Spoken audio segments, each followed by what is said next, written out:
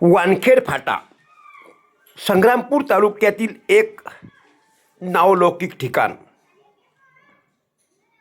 शेगाववरून काटेलकोलतकडे जाणाऱ्या विविध दिंड्या आणि या दिंड्यातील वारकऱ्यांसाठी या फाट्यावरील दामोदर यांच्या शेतामध्ये वानखेड गावातील काही सत्प्रवृत्तीचे लोक एकत्र येऊन ते वारकऱ्यांच्या चहा फराळ आणि जेवणाची व्यवस्था मागील काही वर्षापासून करत आहेत।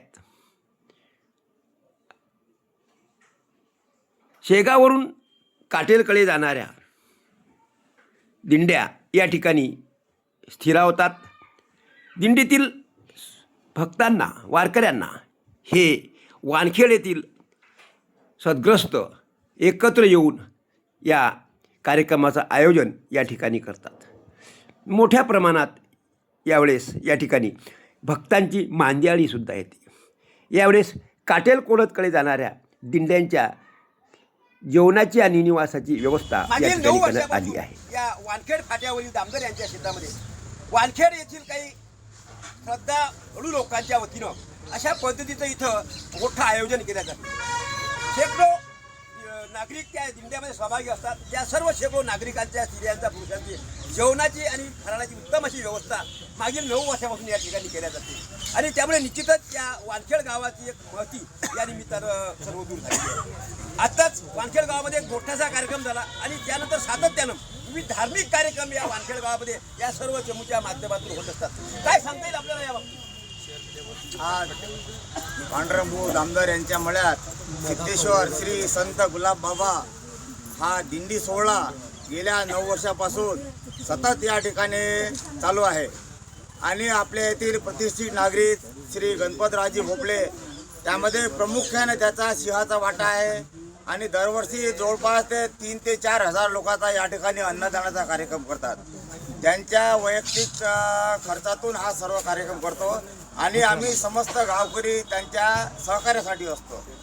असा त्यांची हा गेल्या 9 वर्षापासून अतिशय चांगला उपक्रम चालू आहे एवढीच मी या प्रसंगानुसार सांगू शकतो। निश्चितच वानखेड आणि परिसरात अत्यंत चांगल्या पद्धतीनं हे भक्तांची मांदियाळी या ठिकाणी येत असते आणि अशा या उपक्रमातून एक आत्मिक समाधान त्या मंडळींना मिळते। आपला शेतीचा परपंच आणि घरेलू परपंच करत असतानाच हे वानखेडवासी या वारकऱ्यांच्या बाबतीत निश्चितच अशा पद्धतीनं चांगलं सद्भाव ठेवून या भागामध्ये एक सद्भावाचं वातावरण तयार करतात। संतनगरी शेगावपासून तर संतनगरी काटेलकोलत जवळपास 35 किलोमीटरच्या या प्रवासामध्ये येणारे अनेक वारकरी, शेकडो वारकरी, हजारो वारकरी यांच्या उत्तम जेवणाची आणि आहाराची व्यवस्था, निवासाची व्यवस्था सुद्धा या ठिकाणी केली जाते। हा उपक्रम नेमका आता किती दिवस चालणार आहे? आता भगवंताची इच्छा असेल तर हा चालूच राहणार आहे। सध्या आता हा महाशिवरात्री महोत्सव आहे, त्यानिमित्त हा कार्यक्रम आहे।